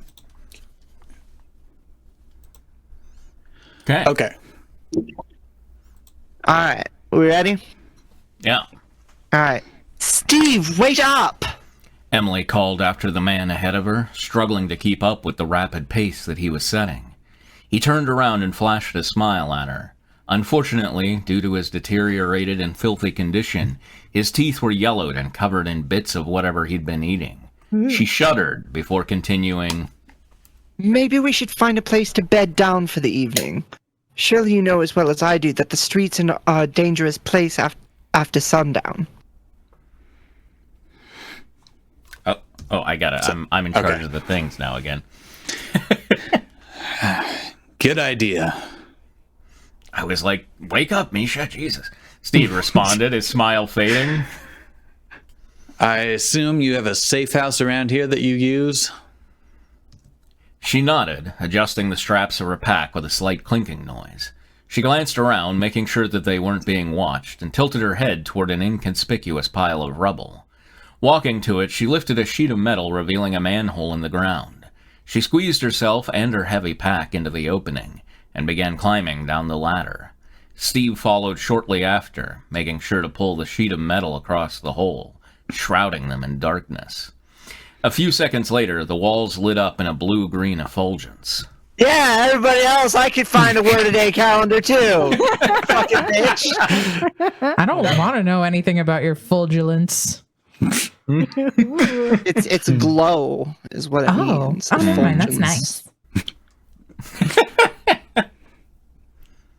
Yeah, I was like literally on thesaurus.com. I'm like, I'm gonna fucking show up Michael here. This diss track better be right at the end. No, I'm not. I'm not quite done with it yet. Can't wait. And I'm also nervous about performing. I'm on stanza 9, and it just isn't quite... Yeah. There's a fungus down here that grew after the rapture. I can only assume it's from hell. Because of its effulgence, Emily said. It's toxic to eat, but breathing in its spores doesn't seem to be dangerous. Plus, it's really pretty. Yeah. Most definitely. Clever of you to hide yourself down here. Most of the gang stick to the surface. I assume you use one of the old access tunnels? Yes, it makes a rather comfortable home as long as you don't think about what these places used to be. They reached the bottom of the ladder, and Emily led them along the walkway towards her makeshift home in silence. Though this had once been a sewage drain, the odor had long since vanished. In its place was the scent of still, musty air. There was a pinging of droplets hitting a pipe somewhere nearby. Light from the fungus shone on exposed patches of walls that had been smoothed by hands of men and water. Water hands that helped smooth it. After a short time, they arrived. The access tunnel had a grated door that presumably used to be locked. The handle had been broken off, however, and a length of chain wrapped between the grate of the door and the fence it was positioned in, with a combination lock stopping all but the most determined intruders. Oh, Mr. Karma messed up. That's okay. Meh. Emily quickly entered the combination, opened the creaking, rusty door, and bowed to Steve, indicating that he could enter. Taking her cue, he stepped into her home. Other than the bluish-green aura of the place, it was a rather tidy and well-kept space. That rhymed. Okay. Clearly, Emily had been busy with her salvaging in the few years since the rapture and the collapse of society. She had makeshift versions of everything anyone could need to survive it. Sorry, just wanted an office water cooler. I was like, did I make a mistake? Was it that bad? No. An office water cooler stood over in the corner, along with several bottles and canteens. A pile of blankets and pillows in the corner was clearly a makeshift bed. A basin with a mirror for grooming. I'm getting like a real Fallout 3 sort of vibe here. Yeah, there's Fallout vibes in this. Yeah. This is why I like Rapture, post-Rapture stories, because I like that kind of, Yeah. post-apocalyptia. Lining the walls were shelves filled with knickknacks and goodies that she had scavenged from the surface, things that she thought about repairing or trading for necessities. A small table was piled with rusted canned goods. The things that caught Steve's eye, though, were the books. Piles of books littered the dwelling. All types of books, from fiction to non-fiction, fantasy to sci-fi, novels to high literature were there. Clearly, one of Emily's favorite pastimes was reading. He saw tattered remains of novels scattered all over the place, clearly ones that had been reread again and again. He even saw a well-thumbed copy of the events of his life from the before times. It touched his heart to think that people were still reading, even after the events of the past few years. Emily pointed to the corner with the basin in it. You can clean yourself up over there, and if you want to shave, I think there's a knife around here that hasn't been used to stab someone in the past few hours. Man, if I had a nickel for every time I said that. But I mean, the only knife she had was the one she stabbed somebody with. So. Right. Also, welcome, Jocelyn. Hello. Hello. Hey. Not only did he feel like a new man, he looked like one. Steve had washed his face using some of the soap, and, using a knife provided by Emily, had carefully removed the majority of his shaggy beard. He even trimmed his hair, giving him something of his old je ne sais quoi. They couldn't do anything about his grimy and filthy clothing, but everyone had filthy clothes these days. Mm-hmm. He sat down at the table, and Emily pushed a can of chili at him. Picking it up, he grabbed a spoon and began to eat. It was obviously old, something she had gathered from after the collapse of society, but it tasted okay. He ate heartily, for once not having to scrounge for his dinner. After Dolly and Nibbles died, Steve had taken to only eating food he'd prepared himself, eschewing canned goods entirely. After society collapsed, however, he'd had to learn to accept the way things were. Now look, if you take something out of a can and eat, you've made it yourself. That's how food works. No, he doesn't trust it. He's paranoid. If you just cook it at a high enough heat, you burn out any poison. That's. Well, where's he gonna cook it, Michael? It's the apocalypse. Well, you can still make fire. It's not like fire went away with the apocalypse. Yeah, Michael, all just fires burned believe. down in the apocalypse.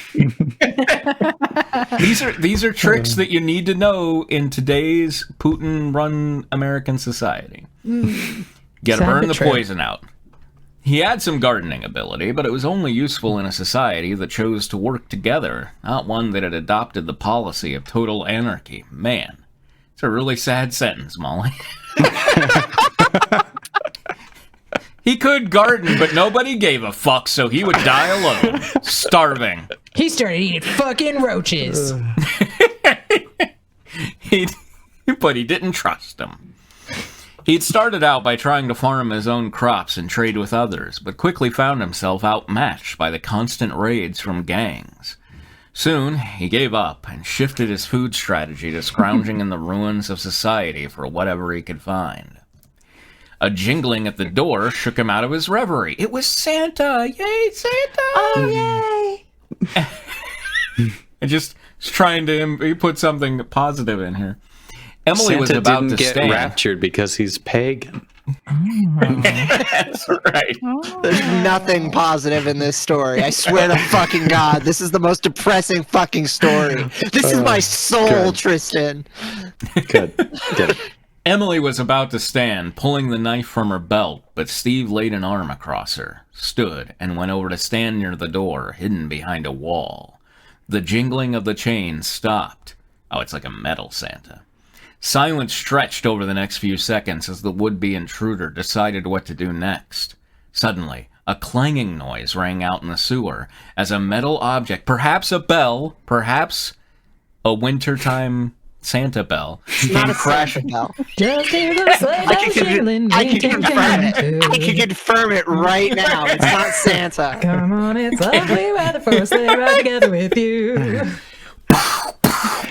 But that's Came crashing down on the SLAY. Sleigh ride. It didn't budge. Again and again, the assailant struck the lock, until finally, the lock broke. The chain clattered to the concrete floor and the door swung open. As the person stormed inside, they caught sight of Emily sitting at the table. Clearly deciding to take out the occupant of this place before looting, they rushed him. I don't know why I had him there. I must have just been very, very typing. Emily's gender fluid, that's canon now. Before they got anywhere near Emily, Steve appeared out of nowhere, tackling them to the floor.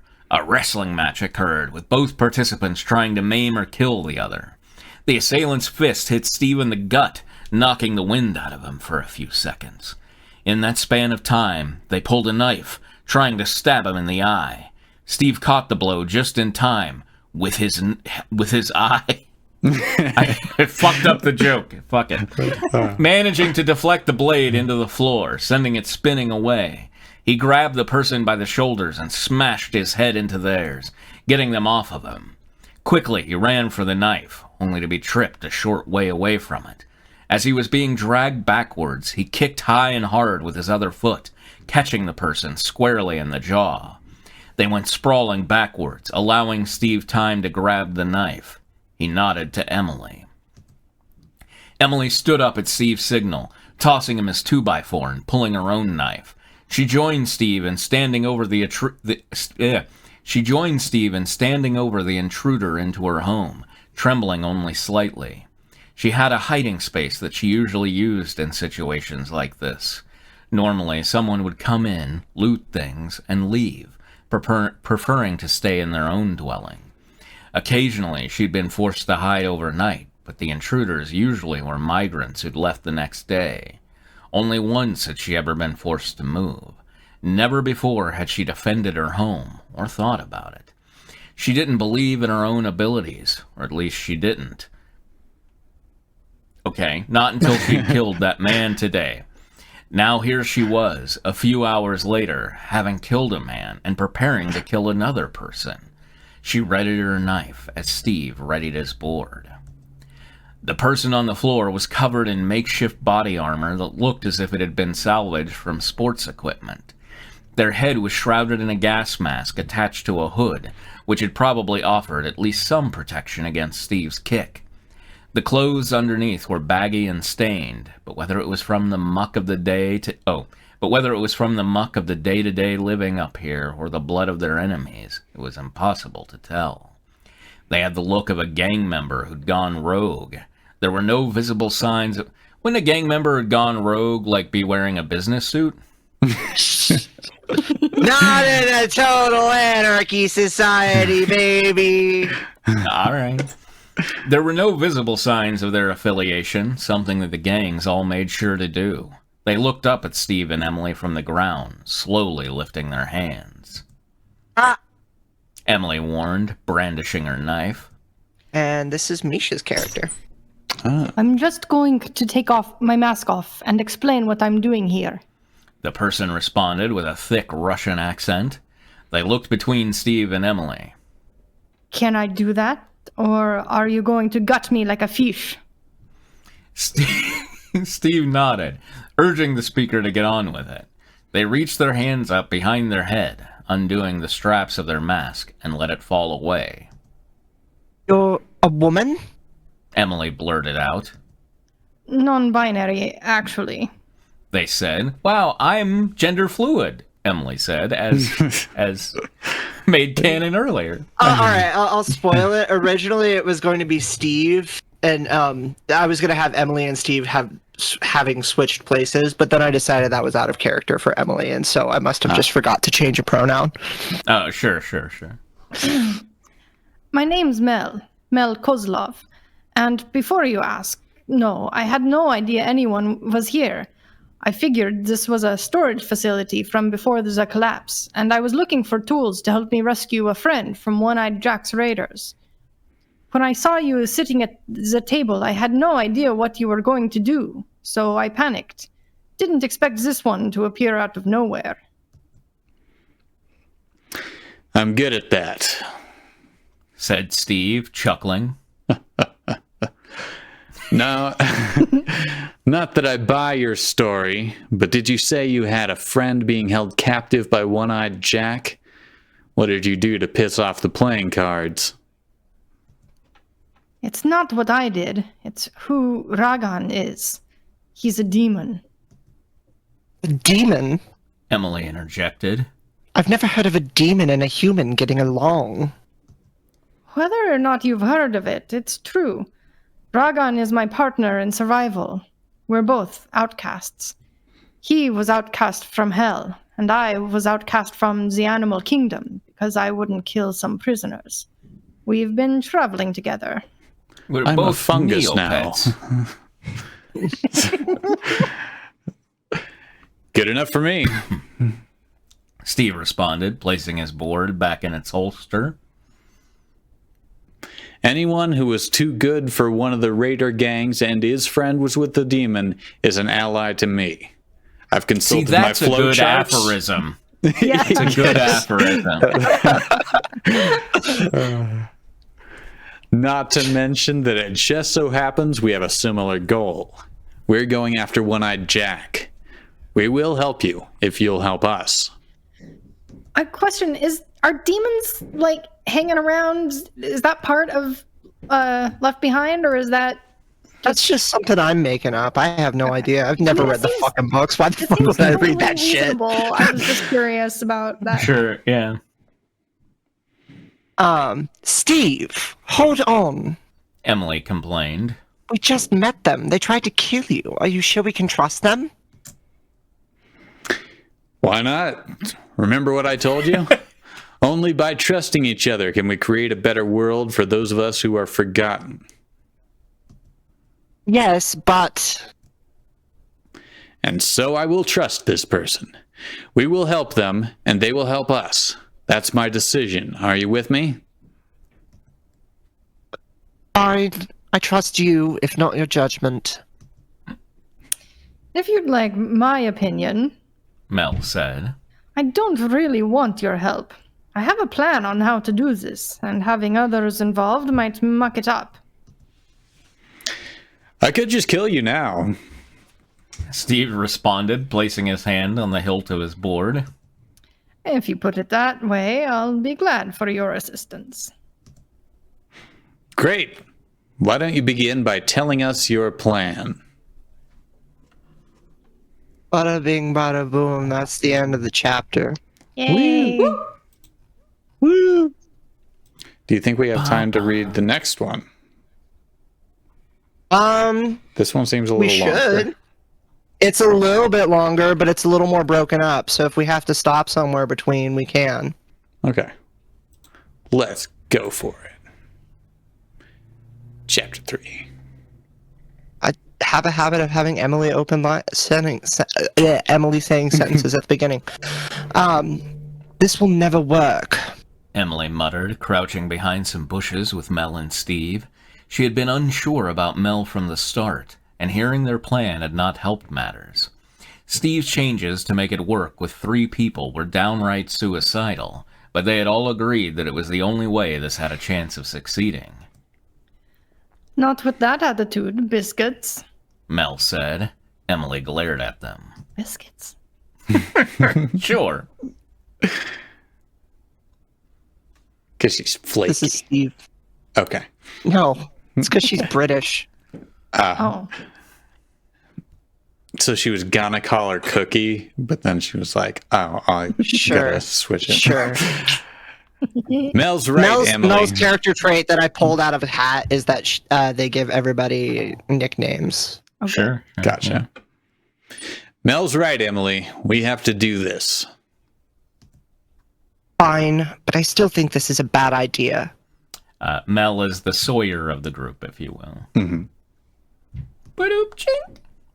At the entrance of the camp, there were 2 men sitting around a campfire. They were dressed strangely, almost raggedly. One had on a pair of what looked like khaki wading trousers, spiked boots, and armor constructed from old sports equipment. The other wore a pair of shorts and a torn Hawaiian shirt left unbuttoned, revealing his scrawny chest. Both had chain collars around their necks with tags shaped like spades. The one in the armor took out an inhaler, puffing once. These can just be anybody. I don't care. Kitty. I'm telling you, Smidge, I'm getting a little jumpy out here. Said one of the guards. Guess I'll take Smidge. Let me just look. Who's Smidge gonna be? Okay. Maybe you ought to lay off the zero, tadpole. It may heighten your senses a little too much. Responded Smidge with a chuckle. Don't start talking crazy. That stuff is the only thing that keeps me sane on these long-ass nights. How long do you think we'll be on the Jack's shit list? That might have been long ass nights. We don't know for sure. Oh shit, yeah. We fucked up pretty big, bro. Why the long ass?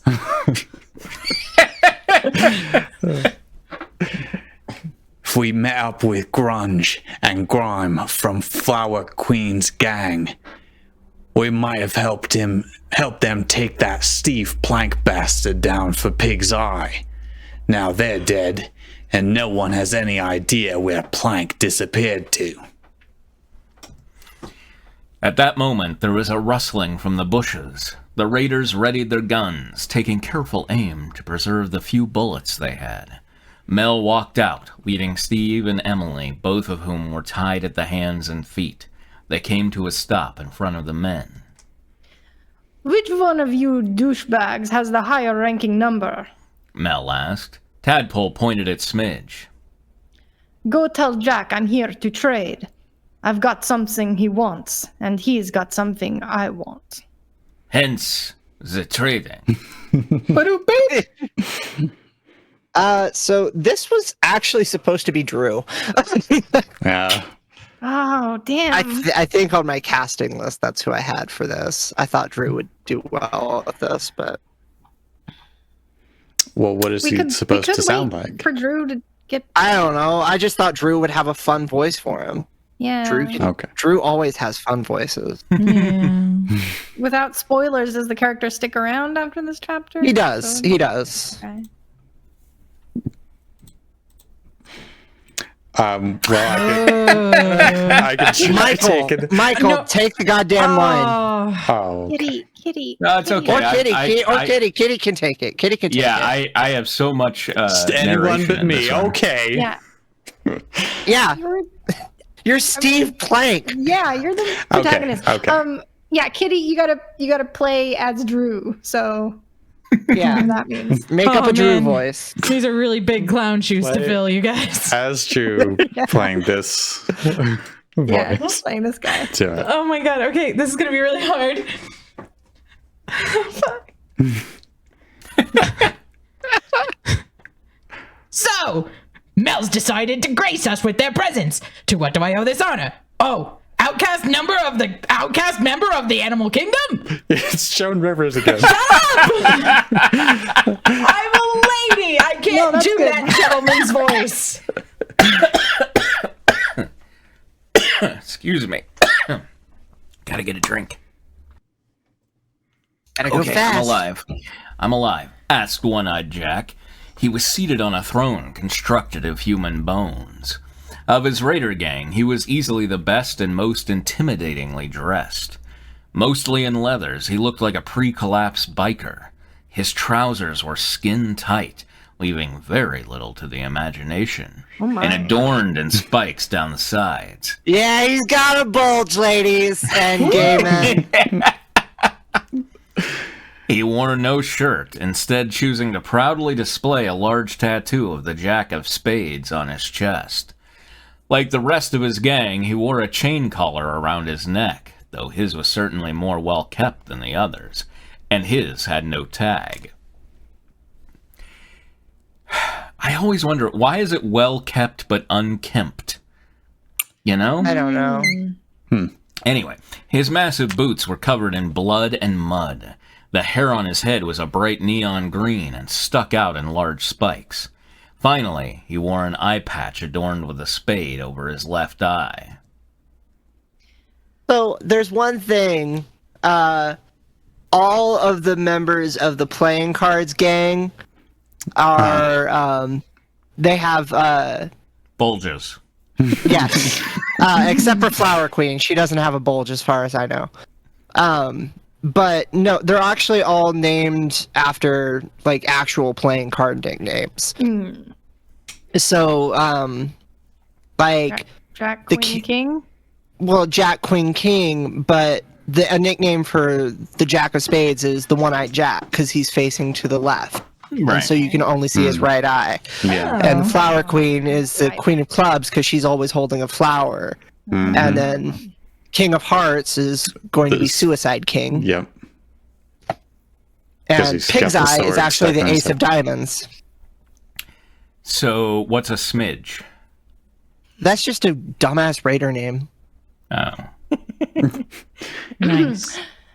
The big bosses have names. Oh. There's no honor in meeting with you, Jack. Mel scowled. I'm here to make an exchange. These two prisoners for Ragan. I believe you're looking for this one. They yanked on the rope leading Steve, sending him sprawling. And this one was traveling with him. Surely you can think of something to do with such a pretty little thing? That I can. That I can. Jack grinned, showing off his missing teeth. But tell me, how did you come across them? And how did you know we were looking for the man? Your men aren't very good at keeping secrets. It's all over the city that you're looking for a man with a 2x4. He killed 2 of the Queen's men, right? I don't know why you're looking for him, but here he is, and here is his weapon as proof. They took the 2x4 from their back and tossed it to the ground in front of Jack. The various numbers around the throne stared in awe, looking between their boss, Mel, and the board. Finally, Jack broke the silence with a laugh. Ha! You went through all this trouble for one stupid demon. He doesn't give a flying fuck about you, kid. Besides, I see one fatal flaw in your plan. And that is? Mel inquired.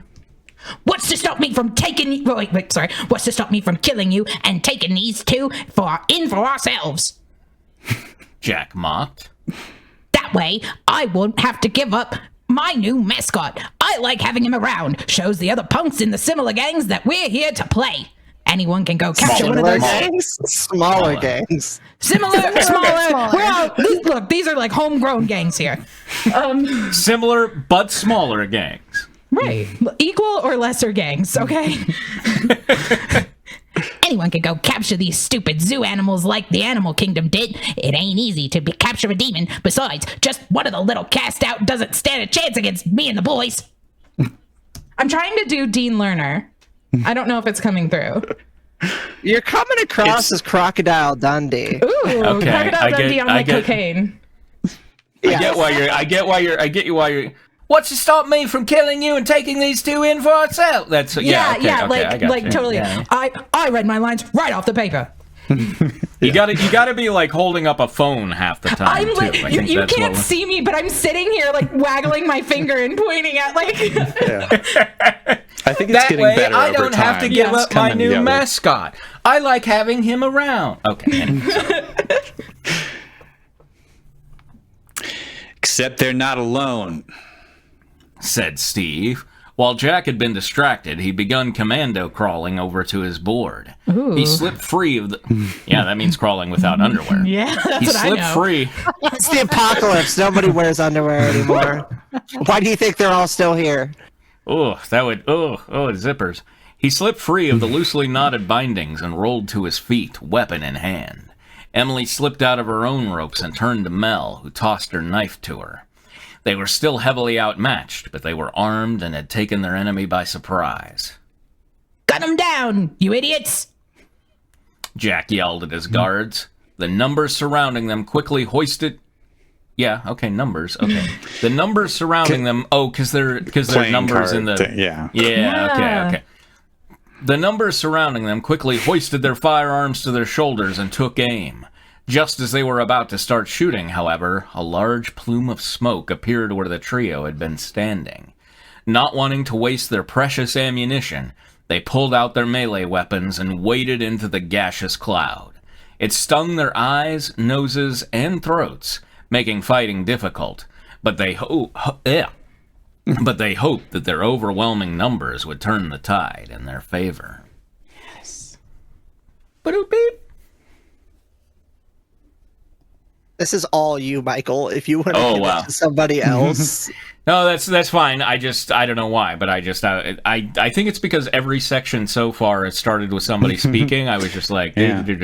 Well, I'm just like, because you're clearly struggling right now. And It's okay. I feel like I get the rhythm of this pretty well. It's just a matter of it's been a long day. In the cloud, Steve, Emily, and Mel quickly donned gas masks and prepped themselves for the fight. The gas masks ensured that their vision was slightly better than their opponents, and they wouldn't be harmed by the effects of Emily's gas grenade. A man soon came in, swinging a heavy length of chain violently at Steve. He deftly... Sorry, I want to mention, Sam says, the gas permeated the fourth wall and took out the narrator. He deftly sidestepped the attacks, drawing his opponent further into the cloud, and waited for the perfect moment to strike. Finally, the brute left swung his chain too far and lost his balance. Steve brought his board down on the man's extended arm, nails digging in at the elbow. The man screamed, dropped his chain, and fell to his knees. Steve ripped the nails from the man's arm and hammered them into the man's face. Mel pulled out a piece of pipe. Like, pulls What's out that? a little tack hammer. I knew someone was going to make the joke. I knew it. Yeah. Mel pulled out a piece of pipe as long as they were tall, twirling it around and taking up a battle stance. The eyes of their mask glowed a faint red as they stood there. You could have had it glow a refulgent red, waiting for their opponents to appear. Three men waited through opportunity there. or a pika beep beep beep. Got you. Red. 3 men waded through the fog, hacking and coughing, bearing a machete, a pipe, and a sledgehammer.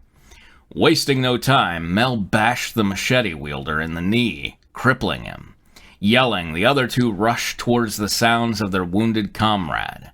Mel slid in between them, swinging their pipe to crack one violently in the face, shattering his nose. The man howled in pain as blood fountained out of his nose. Mel took the opportunity to bash the man's throat, collapsing his trachea. They turned around to find the one with the sledgehammer had somehow gotten right up behind them, too close for Mel to swing. Just as they were about to bash Mel to pieces, a knife came around the man's shoulder and slit his throat. Gurgling, the man dropped his hammer and collapsed, to reveal Emily standing behind him. Mel nodded to her, and Emily nodded back. Do we want to stop there? I think that's a good stopping place. Yeah. Some nice throat slitting. Yeah. It's getting brutal in here. There will be blood. Of course. It did live up to its title. Subtitle. Subtitle? Yeah, that would be a subtitle. All right. Steve Plank 2, There Will Be Blood. Yeah. Yeah. Yeah, all right. Thank you for joining us for Fanfiction Theater. We do this every Wednesday from 6 to 8 Mountain Time. But I don't know why. I just Whatever tried to time it convert it in my head. To 2 hours later. Yeah. 6 to 2 plus 6 Mountain Time. Quote of the night. Sometimes, Ragey, you need to think of all this aside the ones that you were currently did right now. Oh my god, yeah. Seriously. Yes. That's a beautiful quote. Yeah. I know that was Garuda. It sad. had to be. Yeah, it could, because it says yeah. Yeah. He was away. Uh-huh. Do you want to read it in the? I'll do in it the real Garuda quick, but then voice? we gotta go. Sometimes, Reggie, you need to think of all this aside the ones that you were currently did right now. Good. Perfect. Exactly. All right. Good night. We're rating Robot Co-op. See you later. Good night. Good night, my boss. All going according to plan.